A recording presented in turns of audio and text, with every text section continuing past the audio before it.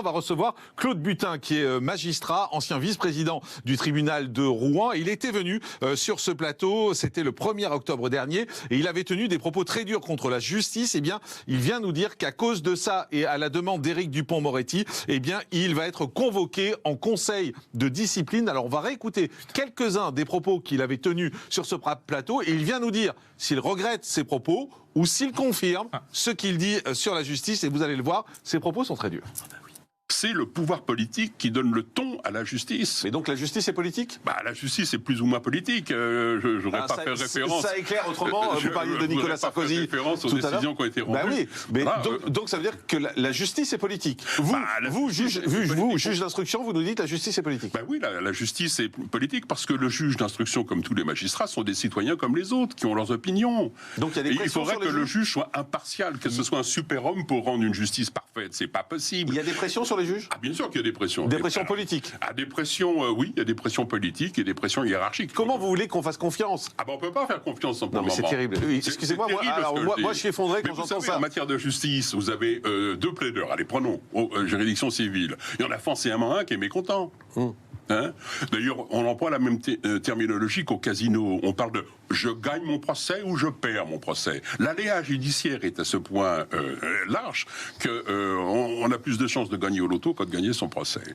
Voilà, et c'est entre autres à cause de ces propos que Claude Butin risque d'être sanctionné. Bonjour. Bonjour. Merci beaucoup d'être en direct avec nous. Vous avez publié ce livre qui s'intitule, alors rien que le titre déjà, ça fait partie des choses qu'on vous reproche. Oui. Ne faites jamais confiance à la justice de votre pays. On rappelle que vous êtes magistrat, ancien vice-président du tribunal de Rouen. D'abord, c'est à la demande d'Éric Dupond-Moretti que vous êtes convoqué. Bien sûr, c'est une requête qu'il a rédigée, une requête au CSM, Conseil supérieur de la magistrature, statuant en formation disciplinaire. Et dans sa requête, il reprend littéralement des passages de mon livre, qui sont clairement indiqués. Moi, j'ai écrit ce livre pour faire avancer les choses, pour faire réfléchir, pour qu'on se pose des questions et que la justice évolue dans le bon sens. Parce qu'il faut que les Français sachent comment la justice est rendue au quotidien. Moi, j'ai exercé des fonctions à Mayotte, ça a été mon premier poste, puis à Pontoise. J'ai terminé à Rouen. Et je sais comment ça fonctionne, et c'est ce que je dénonce dans mon livre. Alors, je ne comprends pas que le garde des Sceaux, monsieur Éric Dupond-Moretti, qui est un ancien magistrat, qui a passé son temps, plus de 30 ans, à critiquer les juges, parce que c'est vraiment de la haine qu'il a manifesté des fois à l'encontre des magistrats, ose se permettre de lancer une procédure contre moi, une procédure disciplinaire. Enfin, vous n'êtes pas tendre, vous non plus, vis-à-vis des magistrats. Vous avez dit sur ce plateau, la carrière, c'est ce qui intéresse les magistrats. Les gens qui font carrière sont des petits soldats qui attendent de leur chef une reconnaissance. L'indépendance même du juge exclut qu'on puisse faire carrière. C'est-à-dire que les juges ne sont pas indépendants. Mais bien sûr que non. Les juges ne sont pas indépendants. Mais je pourrais en parler parce que le statut de la magistrature, l'ordonnance de 58, c'est un carcan pour les juges. Vous savez comment les juges évoluent leur carrière, parlons. Est-ce qu'on peut faire carrière dans la magistrature ? On fait carrière, les militaires font carrière. Il faut être un bon petit soldat, mais un juge, il est notamment indépendant. Les juges sont notés tous les ans, ils sont évalués tous les 2 ans. Ils sont, on dit qu'ils sont inamovibles. En fait, on se rend compte, et je sais pour le garde des Sceaux qu'il est intervenu dans le déplacement d'un juge à Monaco, là, récemment. Le garde des Sceaux qui se permet de profiter de sa fonction pour lancer des procédures, des enquêtes administratives contre les magistrats du parquet national financier, etc. Le garde des Sceaux qui est mis en examen pour prise illégale d'intérêt, c'est celui-là qui va lancer une procédure contre moi. Non, un peu, faut être raisonnable quand même. Alors, j'aurai l'occasion de m'expliquer. Je confirme absolument tout ce qu'il y a dans mon livre. Je confirme tout ce que j'ai dit. J'affirme que la justice n'est pas, les juges ne sont pas indépendants, qu'on ne peut pas faire confiance à la justice de son pays. Et je sais de quoi je parle. Et vous affirmez également, parce que vous l'avez dit sur ce plateau, donc si j'ai bien compris, vous confirmez tous les propos que vous avez tenus sur ce plateau. Qu'il y a des pressions politiques à l'intérieur et à l'extérieur sur les juges pour prendre certaines décisions. C'est le pouvoir politique qui donne le ton à la justice. La justice a toujours été soumise au pouvoir. Ça a été le roi, ça a été l'empereur, ça a été pendant la période d'occupation des sections spéciales, etc. La justice a toujours été soumise au pouvoir politique en place.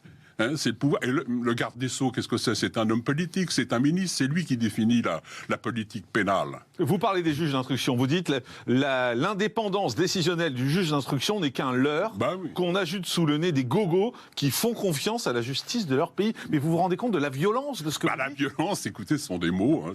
Oui, ce sont des mots, mais qui sont violents. Mais m'expliquer en français, donc je dis ce que j'ai à dire, je ne retire rien de ce que j'ai dit. L'indépendance des juges d'instruction, c'est un leurre. Mais bien sûr, c'est un leurre. Moi, lorsque j'ai inculpé des élus, dans ma carrière, j'ai eu l'occasion d'inculper plusieurs élus, j'ai été dessaisi à chaque fois des dossiers. Dans le dernier dossier où j'ai inculpé un député, le procureur attendait de recevoir ses instructions par fax à l'époque du ministère pour savoir s'il devait poursuivre ou pas.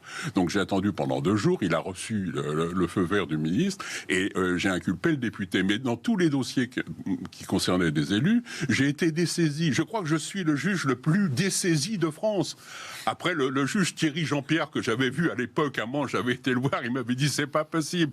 Hein, bien sûr que le juge d'instruction est soumis à la pression hiérarchique, notamment du procureur, qui est quand même le petit soldat du ministre, puisque c'est lui qui applique.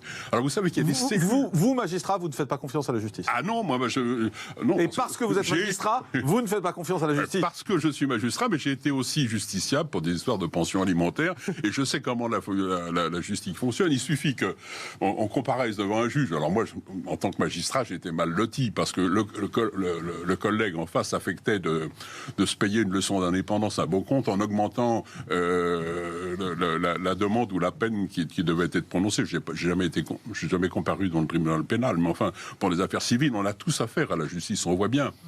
Personne, aucun avocat sérieux digne de ce nom pourra se prononcer sur oui, je vais gagner mon procès ou pas. Ou alors, on ne sait jamais où on va en matière de justice. Et je confirme qu'on a plus de chances de gagner aux IRC que de gagner son procès. Là, on a une lettre qui a été adressée, une lettre de 5 pages qui a été adressée par Éric Dupond-Moretti et qui demande des sanctions. Alors, il demande des sanctions. Clairement. Oui, il demande des sanctions. Ben alors, je suis prêt, je vais répondre. Il demande des sanctions pour manquement au devoir de réserve. Et manquement au devoir de délicatesse. Qu'est-ce que c'est ça? Moi, je suis à la retraite depuis 10 ans. J'écris un livre avec une bonne intention, c'est pour faire avancer les choses. Une bonne intention, ne faites jamais confiance à la justice de votre pays. Le titre est un peu provocateur, mais c'est pour faire bouger les choses. Moi, j'ai tous les propos que vous dites, les propos sont la vérité. Ça ne nous rassure pas sur la justice. Quand? Ça ne nous rassure pas sur la justice. Ça ne rassure pas, mais ça lui permet de se remettre en cause. Ça lui permet de réfléchir. Il faut qu'un jour, la justice qui s'immunise, qui se protège, on ne peut rien dire contre les juges, il va falloir qu'un jour, ils se regardent autre part que le nombril. Je veux dire qu'il faut se mettre en question. Les juges rendent la justice au nom du peuple français. Ils ne sont pas élus par le peuple français. Ils sont désignés par le président de la République. Vous aimeriez la méthode américaine? Ah non, mais j'aimerais... Où les juges sont élus? J'aimerais la méthode de 89, où les juges, les révolutionnaires, avaient prévu que les juges seraient élus. C'est Napoléon qui s'est arrogé le droit de nommer les juges. Et depuis, c'est le président de la République. Vous parlez d'indépendance? Vos propos font beaucoup réagir sur le plateau. On va leur donner la parole dans un instant. Et tout le monde ouvre des yeux gros comme ça. Hein. Tout le monde en revient. Écoutez, on va écouter leur réaction dans un instant. Pour l'instant, il est 11h45. Voici CNews Info avec Mathieu Rio. Face à la vague de chaleur, 23 départements sont en alerte orange canicule.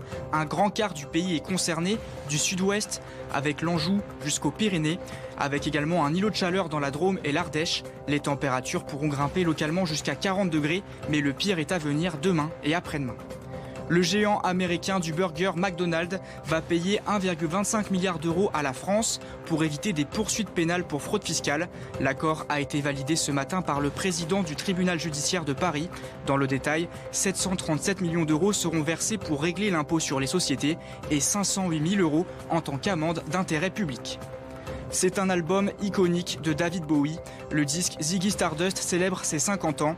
L'artiste s'était créé le personnage d'un rocker extraterrestre qu'il avait incarné pendant plusieurs mois. À sa sortie en juin 1972, l'album s'était immédiatement installé dans les premières places des ventes de l'industrie du disque britannique.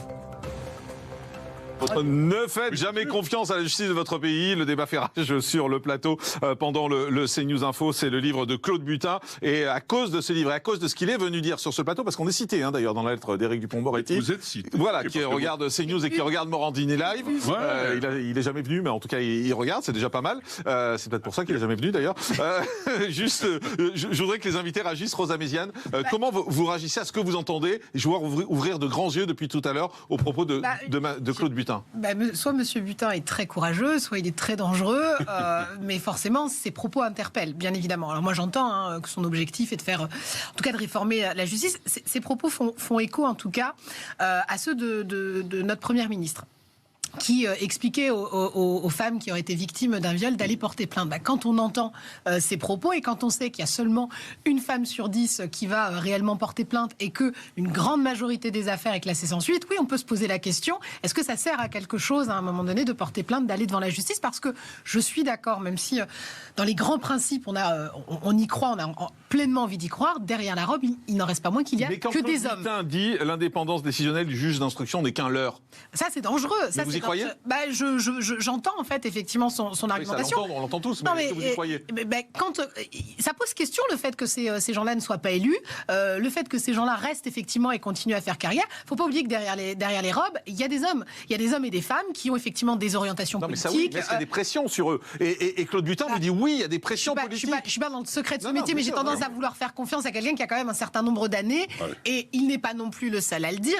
En revanche, c'est dangereux parce que ça remet tout complètement en cause, en fait, le fonctionnement de notre République. On ne cesse de dire qu'il y a la séparation des pouvoirs. Si on a des politiques qui s'amusent à faire pression de cette manière-là, et pourtant on a quand même de grandes affaires. Enfin, Nicolas Sarkozy passait plusieurs fois quand même devant la justice, donc on ne peut pas dire que ces dernières années... On sait que les juges l'aiment pas beaucoup, Nicolas Sarkozy. Oui, mais ça, c'est pas une surprise. Oui, non, mais enfin, c'est quand même l'un des rares pays où le garde des Sceaux est inquiété actuellement, où on a eu un président devant les tribunaux.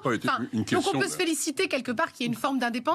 Mais je crois que le système n'est pas parfait. Ça ne doit pas être une question d'aimer ou pas aimer. Le juge, il faut avoir un peu d'empathie pour bien juger. C'est justement ce que je reproche et je fais des propositions dans mon livre. Parce que contrairement à ce qu'on pourrait penser, je suis bien intentionné, moi. C'est pas ce que pense Éric Dupond-Moretti. Oui, il verra, il pense ce qu'il veut. Mais enfin, bon, il ferait mieux de se taire. Mais à mon avis, à sa place, j'aurais démissionné. Parce qu'un garde des Sceaux qui est inculpé... Bayrou est resté quelques semaines seulement. On cesse de parler de la présomption d'innocence. Alors, la présomption d'innocence, oui, mais moi, fut un temps où on sait ce que c'est que la présomption d'innocence et on pourra en discuter. Non, mais on ne dira jamais. C'est-à-dire que pour Éric Dupond-Moretti, pour vous, il n'y a pas de présomption d'innocence. La présomption, oui, mais qu'est-ce que c'est? C'est un concept que l'on peut... il n'est pas condamné. Il n'est pas condamné innocent. Encore, et donc il est toujours... Ah oui, alors vous êtes jugulaire, le droit, rien que le droit. C'est vous qui devriez être jugulaire, le droit, rien que le droit. C'est vous qui êtes magistrat, excusez-moi. Dans la fonction de rendre la justice, il y a un peu d'humanité. Il y a un peu d'empathie pour les gens qu'on juge. Il faut avoir un contact direct. Moi, ce que je reproche à la justice moderne, et on va dans cette direction, c'est l'informatisation qui va remplacer le pouvoir d'appréciation du juge. Fanny Lamial. Voilà, moi je n'ai pas lu le livre, mais j'entends ce que vous êtes... Rien que sur ce qu'il dit déjà, il y a de quoi réagir. C'est exactement ce que j'allais dire, donc j'approfondirai en lisant le livre, mais je suis interloquée, je suis comme elle, parce que je suis présidente d'une association qui envoie des victimes de discrimination, de harcèlement et surtout de violences faites aux femmes à la justice, parce que je crois à la justice. En tout cas, je croyais avant d'avoir peut-être lu votre... Vous n'avez jamais été confronté à la justice? Non, vous directement. verrez après. Mais attendez, quand on voit le résultat effectivement de certaines affaires, j'entends. Mais ce que je peux les affaires d'agression sexuelle, typiquement, ce que je peux c'est un scandale. C'est que vous êtes dans un contexte où il y a une forte défiance de notre jeunesse par rapport aux institutions et 90% des jeunes. Par rapport à la justice. Ouais. Donc, ce que vous faites est un instrument très important pour éclairer ou pour encore éloigner davantage les citoyens de ça. Non, mais vous comprenez, Éric Dupond-Moretti, qui n'accepte pas ces propos? La question, c'est plus une question que j'ai vis-à-vis de vous, c'est que vous êtes à la retraite. Je suis à la retraite. Et donc, en tant que magistrat, vous avez un devoir de réserve. Oh, est-ce que vous... Alors, voilà, 10 ans après, vous l'avez... Pourquoi n'avez-vous pas saisi... Alors, c'est une question vraiment neutre. Attendez. vous étiez Trop occupé.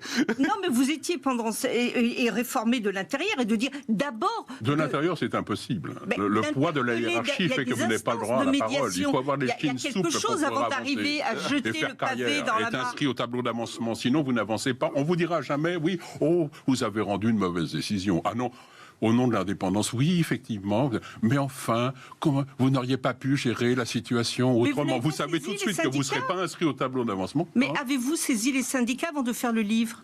Ah non, je n'ai pas besoin de saisir les syndicats. Il fait tout ça, J'ai ma liberté de penser, un mot ma rapide liberté de parole, sur tout ce que vous ma entendez liberté depuis tout à l'heure. Moi, je me souviens de l'ancienne présidente du PNF, Parquet national financier, qui a dit, avec d'autres mots plus délicats, mais la même chose Plus que vous. délicat. Elle a dit sur l'affaire Fillon, on m'a pressé. Vous savez, elle était auditionnée à l'Assemblée nationale. Quelques jours avant la clôture. C'était en juin 2020. Et Alors il y a Éric de Montgolfier qui avait dit à peu près la même chose aussi. Alors que vous croyez que le parquet national financier, qu'est-ce qu'il fait sur Alstom? Ça fait 3 ans que l'enquête est ouverte, parce que Macron est mis en cause.